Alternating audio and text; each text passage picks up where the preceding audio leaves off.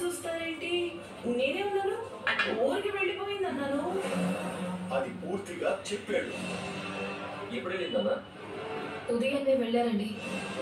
నేను డ్రాప్ చేద్దాం అనుకున్నాను, నాకు చెప్పకుండా వెళ్ళిపోయిందా? చెప్పినా వినే స్థితిలో నువ్వు లేవులే.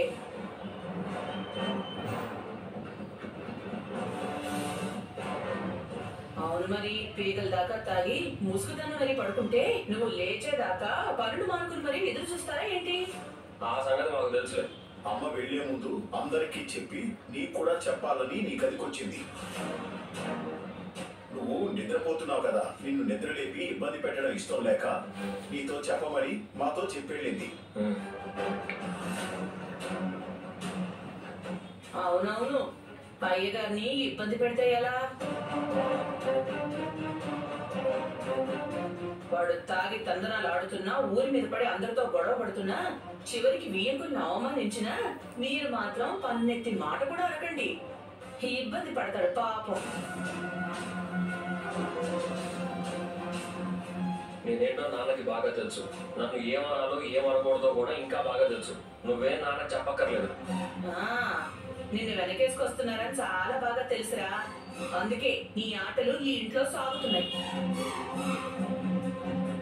వదిలే ప్రభా, తినేటప్పుడు కూడా ఏంటి నువ్వు కొడుకు అని కూడా చూడకుండా ఎప్పుడు ఏదో ఒకటి మాట్లాడుతూనే ఉంటావు. కొడుకుల మీద అంత ప్రేమ ఆప్యాయత ఉంటే ఈ కొడుకుతో పాటు అందరికీ దూరంగా దిక్కు ముక్కు లేకుండా ఉంటున్న నా చిన్న కొడుకుని కూడా క్షమించి ఇంటికి పిలవండి. అనుకున్నా ఇలాంటిదేదో అంటావని అనుకున్నా. లేకపోతే వాడు అలాగే క్షమించకుండా వదిలేయాలా? పాపం పసోడు, వాడు ఏదో ప్రేమించి పెళ్లి చేసుకుంటే అదేదో పెద్ద పాపం అన్నట్టు ఇంట్లోంచి వెళ్ళేయాలా? వాడు కూడా మా రక్తం పంచుకొని పెట్టాడనే ఆలోచన వీడికి ఎక్కడదమ్మా. నువ్వు పాపమ్మా, ఛాన్స్ దొరికితే తల్లి కొడుకులు ఎప్పుడెప్పుడు మీద పడిపోదామా అని చూస్తుంటారు.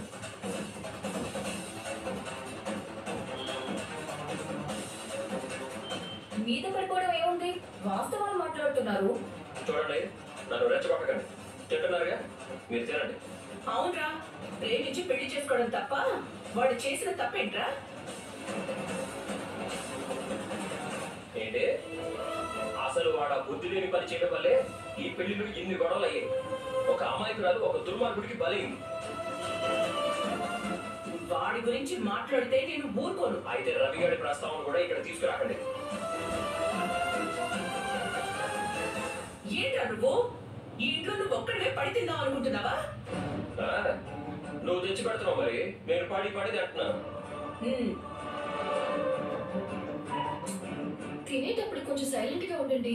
నన్ను వీళ్ళు ఎక్కడ సైలెంట్ గా ఉండనిస్తున్నారు?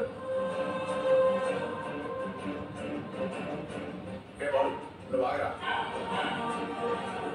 చెప్పే కదా అమ్మాయి తల్లిదండ్రులు వచ్చి ఇక్కడ సాంప్రదాయబద్ధంగా వదిలిపెడితేనే వాళ్ళని రాణిస్తా, లేదంటే లేదు.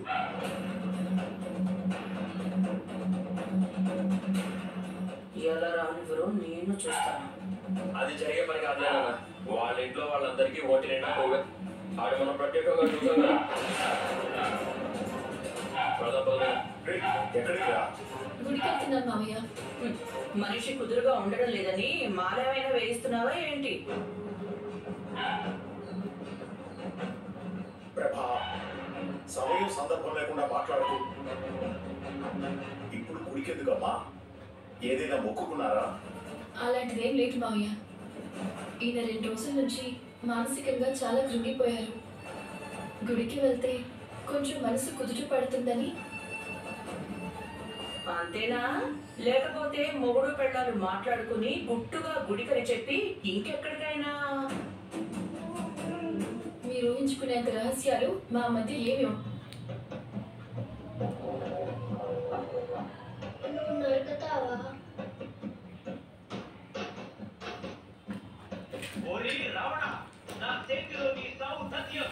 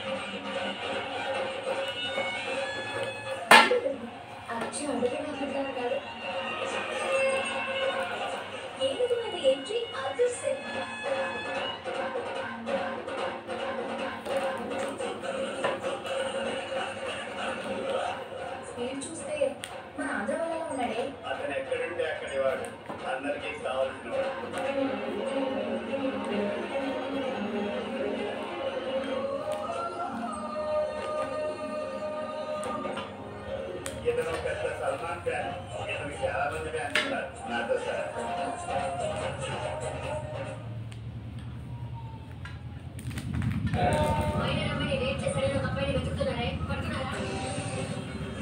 పరిస్థితి తీసుకొచ్చిన వాడిని జీవితాంతం జైల్లో వచ్చి చిత్రంగా చేయాలి. ఒక మనిషిని ఇంత క్రూరంగా గాయపరచచ్చా? నువ్వు పోలీసులో ప్రొఫెషనల్ రౌడీ. ఓ అమ్మాయి శరీరంతో ఆడుకుంటే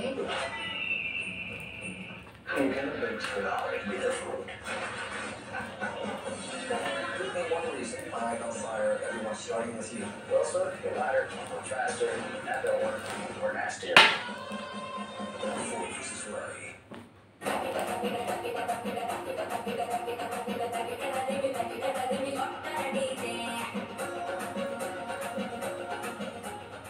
కొడుకుని ఆయుధంగా చేసుకొని చాలా ఆటలాడుతుంది మీ ఆవిడ. సొంత డబ్బు సొంత సంపాదనని సొంత నిర్ణయాలు తీసుకుంటున్నందుకు ఇక సహించేది లేదు. ఈ ఇంట్లో నువ్వైనా ఉండాలి, నేనైనా ఉండాలి. ఇప్పుడు ఎక్కడ తేల్చి చెప్పు.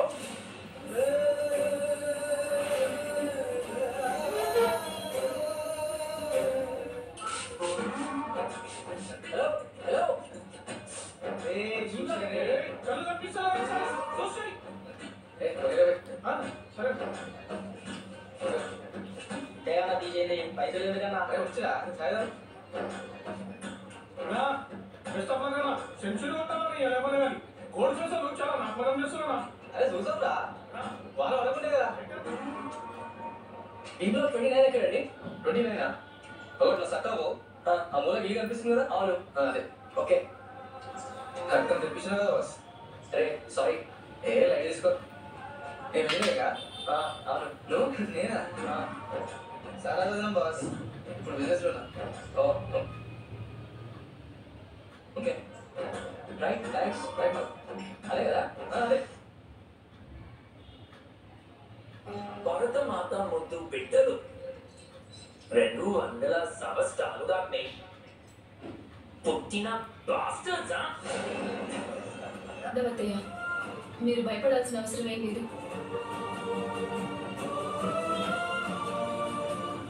ఏమో వీడు బయటికి వెళ్తున్నాడంటే ఏ గొడవ ఇంటి మీదకి తీసుకొస్తాడనని భయపడాల్సి వస్తుంది. అయినా సరే నువ్వైతే ఏం చేయలేవు కదా, ఎందుకురా నీకు? మాకు వేరొకరి జీవితాల్లో ఇంటర్ఫియర్ అయ్యి వాళ్ళని ఇబ్బంది పెట్టాల్సిన అవసరం మాకు లేదులే. అవునవును, మీరు బాగుండాలి, మీరే బాగుండాలి.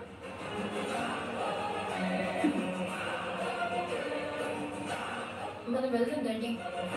చూడు, నాన్న అన్నాడు కదా అని నువ్వు వెళ్ళి ఆ శృతి వాళ్ళ అమ్మ నాన్న కాళ్ళ వేళ్ళ పడి ఒప్పించాలని చూస్తావేమో. అలాంటి పనులు చేయకు. నాకేమంత అవసరం లేదు. ఏమో నీకు అక్కడికి కనుక ఎన్ని ఆలోచనలు ఉంటాయో ఎవరికి తెలుసు. నన్ను మౌలిక దగ్గరికి వెళ్ళొద్దు అన్నారు కదా, నువ్వు కూడా శృతి దగ్గరికి వెళ్ళడానికి వీల్లేదు. వెళ్తే నీ మీద ఒకటే పదపోలకబ్బా. మేము వెళ్ళొస్తాం.